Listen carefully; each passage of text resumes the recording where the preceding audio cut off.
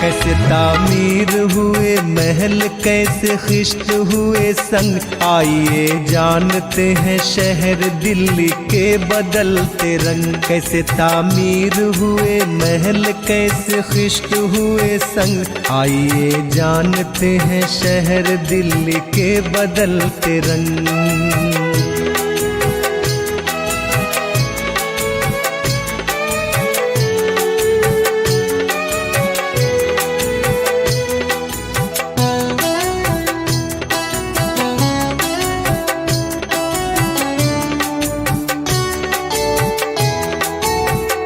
कुछ अपनी तारीखें और कुछ वजूद पर करें नजर, कहाँ से कौन है हम हर हुदूद पर करें नजर। वक्त के साथ साथ कैसे लड़ी वक्त ने है जंग, आइए जानते हैं शहर दिल्ली के बदलते रंग। कैसे तामीर हुए महल, कैसे खिश्त हुए संग, आइए जानते हैं शहर दिल्ली के बदलते रंग। दिल्ली यूं तो लोगों की इमदाद का एक बड़ा मरकज शुरू से ही रही है, लेकिन बदलते वक्त के साथ साथ इसके कामों में भी तेजी आई है। दिल्ली में पढ़ाई के अच्छे मदरसे, स्कूल, बुजुर्गों और यतीम बच्चों की पनाहगाहें, गरीब औरतों और अनपढ़ या मजबूर बच्चों के लिए मुफ्त स्कूल वगैरह आपको हर जगह मिल जाएंगे। दरअसल ये दिल्ली का मिजाज है, जहां एक शख्स दूसरे शख्स से अलग रहकर भी किसी न किसी सूरत में जुड़ा हुआ है। दिल्ली का मकामी बाशिंदा ये कभी नहीं कहता कि अगर टैक्स मैं देता हूं तो यहाँ की सहूलतें दूसरों को क्यों मिलें।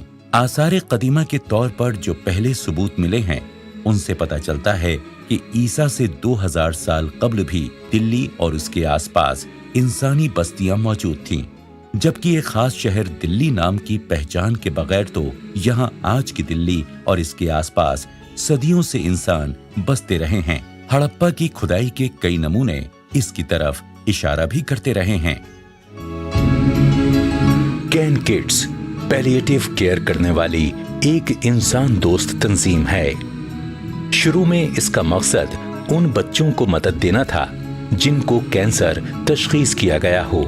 ये एनजीओ कायम करने की जरूरत उस वक्त महसूस की गई जब कुछ फर्ज शनास और पुरखुरूस लोगों को अंदाजा हुआ कि दुनिया भर में सालाना जिन 2.5 लाख बच्चों में कैंसर की तशखीस होती है, उनमें से 5000 हिंदुस्तान के बच्चे हैं। अगरचे बर वक्त कैंसर की तशखीस हो जाने की सूरत में 70 से 95% बच्चों के जिंदा रहने का इम्कान होता है, लेकिन हिंदुस्तान में ये मूजी मरज 70 से 80% बच्चों को मौत के दायमी अंधेरे में धकेल देता है। और इसकी बड़ी वजह है या तो ताखीर से तशखीस हो पाना या फिर वालिदैन को दरपेश माली और माशी मुश्किलात, जो ये इंतहाई महंगा इलाज कराने की राह में हायल होती हैं।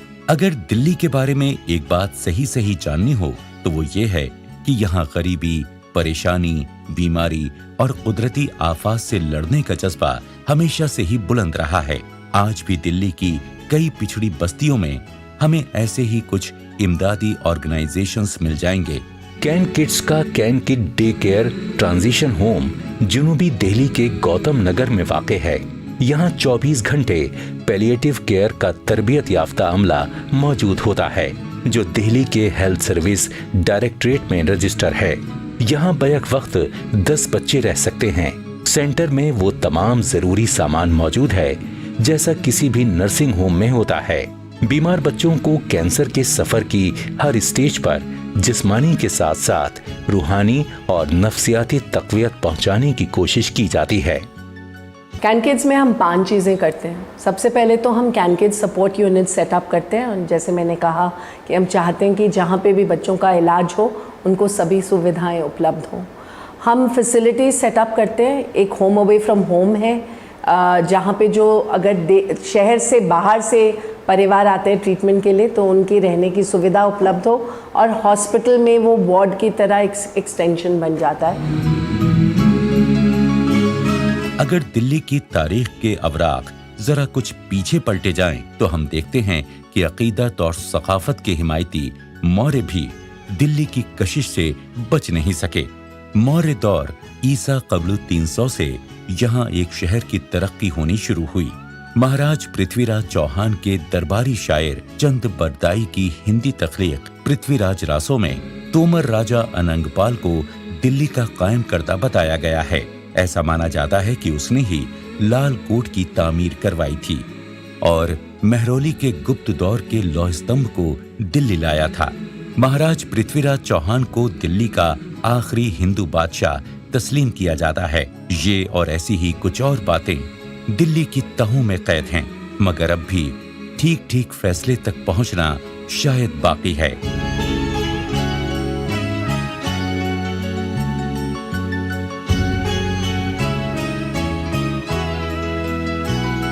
हमारा ये पीडियाट्रिक पैलिएटिव केयर सेंटर है, ये भी देश में पहला एक ऐसा है और इसका लक्ष्य ऑब्वियसली यही है कि एक्चुअली जो बच्चे नहीं सर्वाइव कर पा रहे हैं या जिनको पेन मैनेजमेंट और सिम्टम कंट्रोल की ज़रूरत है, उनको उनकी ये ज़रूरतें पूरी हो।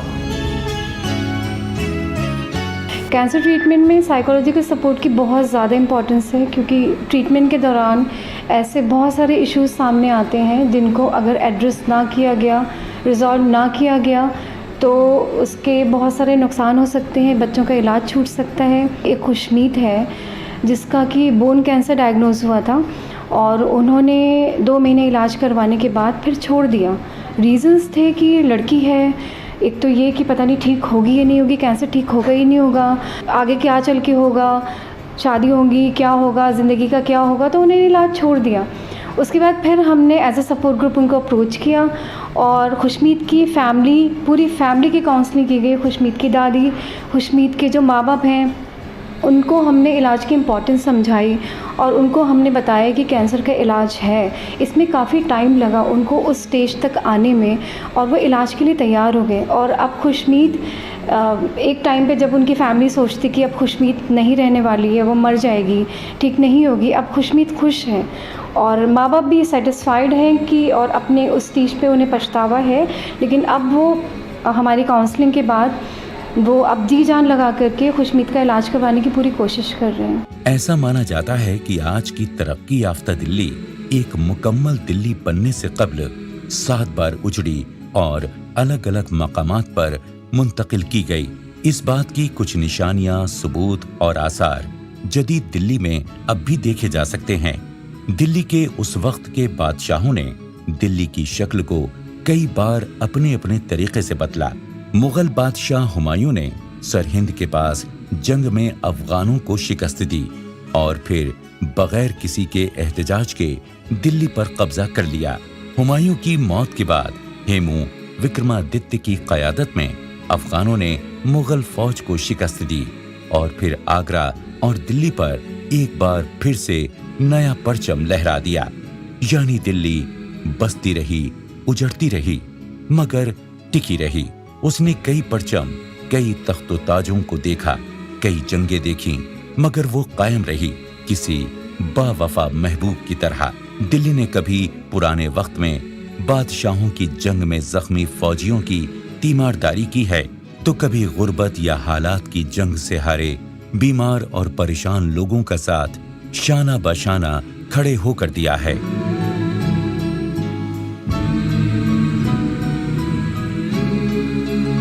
हिमांशी जो कि 3 साल की है, जिसको आंखों का कैंसर डायग्नोज हुआ था जब वो 1.5 साल की थी। हिमांशी की एक बहन थी जिसको उसको भी आंखों का कैंसर डायग्नोज हुआ था, पर वो बच नहीं पाई। रीज़न था इन्होंने इलाज नहीं करवाया। हमें नहीं पता कि हिमांशी कब तक हमारी ज़िंदगी में है, लेकिन हमारी कोशिश ये है कि जब तक भी हिमांशी है, जब तक उसकी आखिरी सांसें चल रही हैं, वो खुश रहे और बिना किसी तकलीफ़ के रहे। यही चीज़ हमने उनके माँ बाप को काउंसलिंग के ज़रिए समझाई है कि जो चीज़ होनी थी वो हो चुकी है, अपने बाकी बच्चों पे इस चीज़ को लेके ध्यान दें। दिल्ली दरअसल दिल वालों का शहर शुरू से ही रही है। यहाँ हर मुश्किल से लड़ने वाले लोगों की कभी कोई कमी नहीं रही। सन 1206 ईस्वी के बाद दिल्ली अलग अलग सल्तनतों की दारुल हुकूमत बनी। इस पर खिलजी, तुगलक, सैयद और लोधी समेत कुछ दूसरे खानदानों ने भी बादशाहत की। दिल्ली के आशिक बादशाहों की फितरत कभी भी बदल सकती है, ऐसा दिल्ली को मालूम था, क्योंकि उसने कई बार बादशाहों को, ताजो तख्त को, यहाँ की मिट्टी को छोड़ते हुए देखा था। अकबर के पोते शाहजहां ने 17वीं सदी के दरमियान इस दिल्ली को फिर से 7वीं बार बसाया, जिसे शाहजहानाबाद के नाम से पुकारा गया। शाहजहानाबाद को आम बोलचाल की जबान में पुराना शहर या फिर पुरानी दिल्ली कहा जाता है। कदीम दौर से पुरानी दिल्ली पर कई राजाओं और बादशाहों ने हुकूमत की। पुरानी दिल्ली सन 1638 के बाद से मुगल बादशाहों की दारुल हुकूमत रही। दिल्ली के आखिरी मुगल बादशाह बहादुर शाह जफर थे, जिनकी मौत शहर बदरी में ही रंगून में हुई। दिल्ली को कभी भी कोई परेशानी या बीमारी हरा नहीं सकती। दिल्ली की मिट्टी में वो ताकत है जो हर मुश्किल को तोड़कर अपनों के लिए हमेशा ही एक शीशा पिलाई दीवार की तरह खड़ी हो जाती है। बच्चों में सबसे ज़्यादा कैंसर, ब्लड के कैंसर होते हैं, हड्डियों के कैंसर होते हैं, किडनी के कैंसर होते हैं और आँख के कैंसर भी बहुत छोटे बच्चों में देखे जाते हैं। ये वो कैंसर, इसमें से आँख का कैंसर अगर जल्दी पकड़ में आ गया है तो ठीक हो जाता है। उसी तरह खून वाला कैंसर भी अगर बहुत जल्दी पकड़ में आ जाए तो बहुत सारे बच्चे, 70% से ज़्यादा बच्चे ठीक हो जाते हैं। उसी तरह किडनी का कैंसर भी बिल्कुल ठीक हो जाता है। थोड़े बहुत खून के कैंसर के बच्चे ज़्यादा उसमें जाते हैं और हड्डियों के कैंसर वाले बच्चों को भी, क्योंकि वो उसमें बहुत ज़्यादा शुरू में दर्द नहीं होता, इसलिए वो देर से पकड़ में आते हैं, तो कई बार वो फैले हुए होते हैं और बाकी शरीर के अंगों में फैल जाते हैं।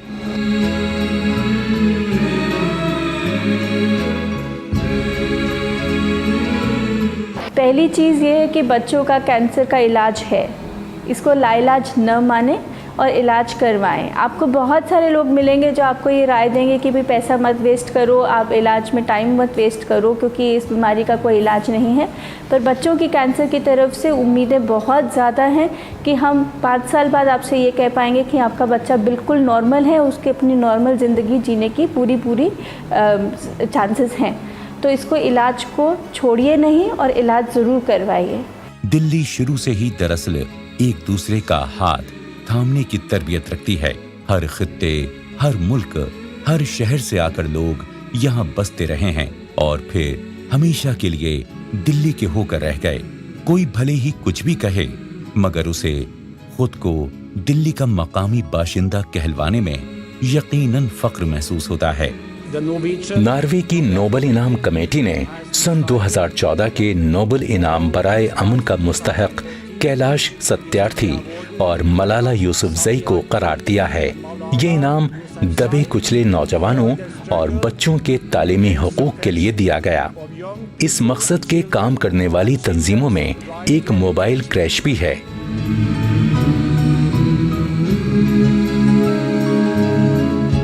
मोबाइल क्रैश की शुरुआत 45 साल पहले हुई थी। एक बहुत बड़ा सेलिब्रेशन, जश्न हो रहा था कि गांधी जी का सेंटिनरी था और उसके लिए एक बहुत बड़ी पवेलियन बन रही थी। पर पवेलियन के आड़ में सारे बच्चे जो कंस्ट्रक्शन वर्कर्स के हैं वो सब इधर उधर धूल में रोलते हुए, उनकी माताएं काम करती हुई, बिल्कुल निगलेक्ट का जो सिनारियो हमको मालूम है बच्चों का, वो वहाँ था। तो मीरा महादेवन जो वहाँ पास में रहती थी, उन्होंने कहा ये हम बर्दाश्त नहीं कर सकते और उन्होंने कहा कि बच्चों को हमको धूल से उठाना है, उनके लिए शेल्टर होना चाहिए, उनकी बुनियादी ज़रूरतें कि हमें कुछ प्रबंध करना चाहिए। तो उन्होंने हौसला करके पहला कदम लिया, पहला क्रश खोला और इस तरीके से ये पूरी कहानी फिर खुलती गई कि कैसे हिंदुस्तान के बच्चों को हम उनकी परिस्थितियों में उनसे जो बुनियादी उनकी ज़रूरतें पूरी हो सकें, उनके हक़ों का देख रेख हो सके। तो शुरुआत तो ऐसे हुआ।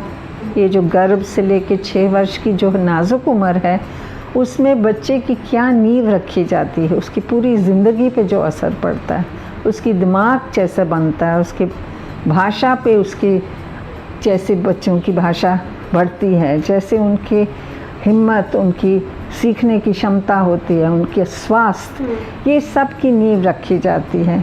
और शोध से पता चलता है कि इस उम्र में अगर उनकी ज़रूरतों की पूर्ति ना हो, देख रेख ना सही हो, तो जाके पूरा उनके ज़िंदगी भर के लिए ये असर पड़ता है। तो जो हमारी समझ है कि अगर कहीं घुसना है, अगर कुछ परिवर्तन लाना है, अगर देश को कुछ बदलना है, तो छोटे बच्चों की इसी उम्र में जाके उस परिस्थिति को बदलना और उनकी ज़रूरत की पूर्ति करना बहुत ही ज़रूरी है।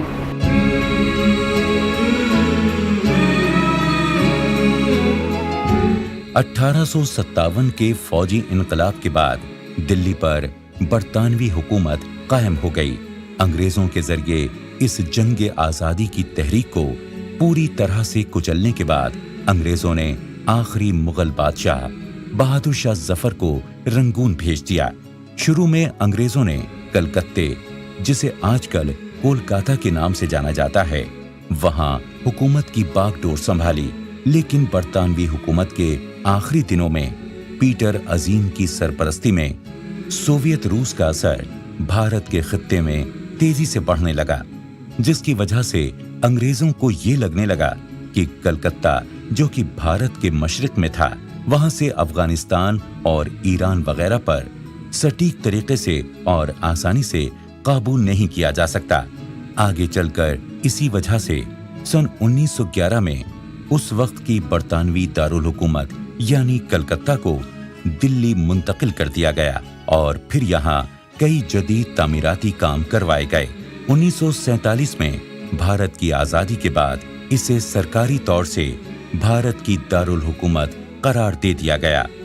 सरकारी कार्यक्रम जो है ICDS का कार्यक्रम है, उसमें 6 सर्विसेज तो प्रोवाइडेड हैं। प्री स्कूल है, सप्लीमेंट्री न्यूट्रिशन है और इम्यूनाइजेशन है, काउंसलिंग है।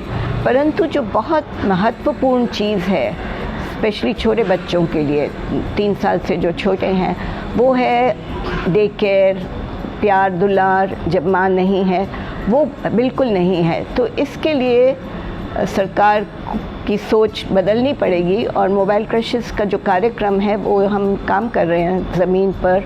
और हमने मिनिस्ट्री ने भी पिछले साल एक स्टडी करी थी जहाँ पर पता चला कि ज़्यादातर औरतों को क्रशेस की ज़रूरत पड़ती है जब वो काम पे जाती हैं, और 72% औरतों ने बोला कि अगर ये होंगे अवेलेबल क्रशेस होंगे तो उनको उससे बहुत फ़ायदा होगा।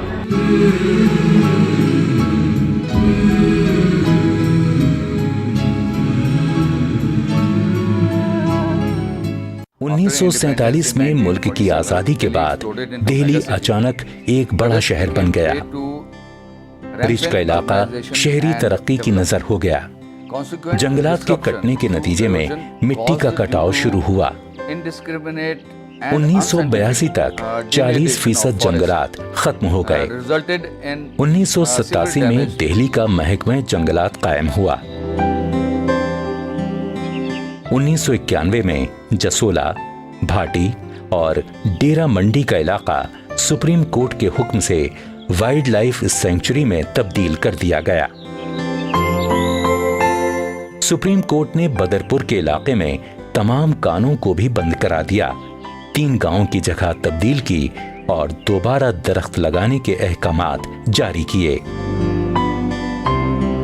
चूंकि दिल्ली का महकमा जंगलात नया था और इसमें माहिरीन की भी कमी थी, ऊपर से मकामी माफिया बहुत सरगर्म था, इसलिए इसके खातिर ख्वाह नताइज बरामद न हो सके। दिल्ली सरकार ने आखिरी चारे के तौर पर यह फैसला किया कि इलाका आर्मी के हवाले कर दिया जाए। इसकी वजह से 2000 में 132 इन्फेंट्री बटालियन तश्कील दी गई। इसका वाज़ेह मकसद ये था कि भाटी और जसोला को साफ किया जाए,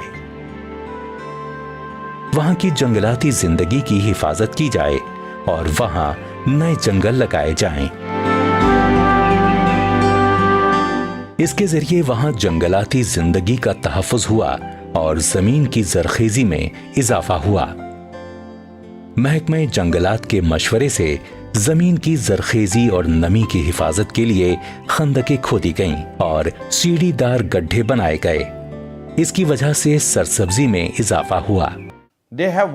माहौलियाती निज़ाम में अपनी गैर मामूली कारकर्दगी के लिए इकोलॉजिकल टेरिटोरियल बटालियन को बैनुल-अक़वामी, मुल्की और रियासती सतह के मुतादिद एजाज़ात मिले हैं। इनको इंदिरा गांधी पर्यावरण पुरस्कार मिला है और 100 आदमियों के जरिए सिर्फ 1 घंटे में 4000 पौधे लगाने की बिना पर इनका नाम लिम्का और Guinness book of world record में भी शामिल किया गया है। दिल्ली शहर की मिट्टी तालीम, तमद्दुन, तहजीब, सच्ची तरबियत, मर मिटने के जज्बे और हुब्बुल वतनी से सींची हुई है। इसके गली कूचों में आज भी पुरानी हवेलियां और इमारतें, महल और फसीलें सदियों से खामोश खड़ी हैं। दिल्ली की ये तमाम मकबूल इमारतें, पुरानी गलियां, कूचे, बाजार, खान पान या फिर कुछ भूली बिसरी रिहायशी निशानियां जो दिल्ली में हर जगह बिखरी पड़ी हैं, आज भी अपनी हर गुजरी तारीख की गवाही दे रही हैं। और सच कहें तो आज भी इनकी कशिश किसी दिल फरेब की मानिंद है।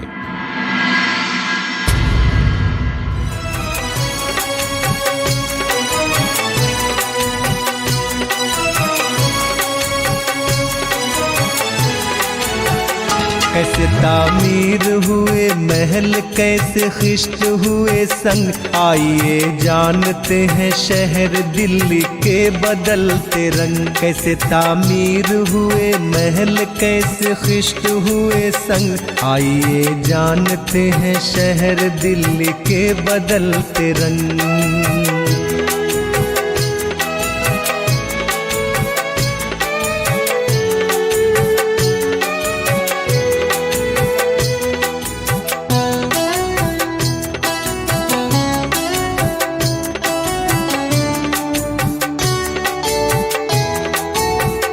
कुछ अपनी तारीखें और कुछ वजूद पर करे नजर, कहाँ से कौन है हम हर हुदूद पर करे नजर। वक्त के साथ साथ कैसे लड़ी वक्त ने है जंग, आइए जानते हैं शहर दिल्ली के बदलते रंग। कैसे तामीर हुए महल, कैसे खिश्त हुए संग, आइए जानते हैं शहर दिल्ली के बदलते रंग।